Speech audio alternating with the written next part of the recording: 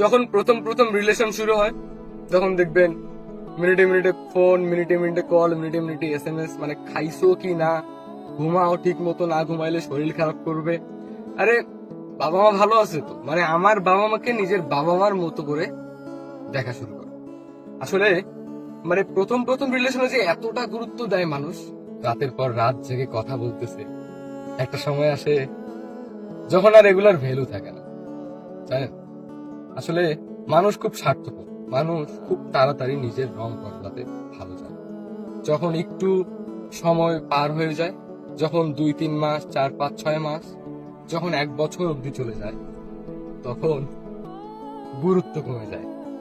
তখন বলা হয় যে আম্মু আছে, আরে আমি স্কুলে যাব, প্রাইভেট আছে, আরে আজকে আজকে স্যার আসবে রে, মানে অনেক অনেক মেহমান আসছে বাসায়, কথা বলতে পারতেছি না, আরে ফোনে প্রবলেম হয়েছে, ডিসপ্লেটা চলে গেছে, আর কত অজুহাত।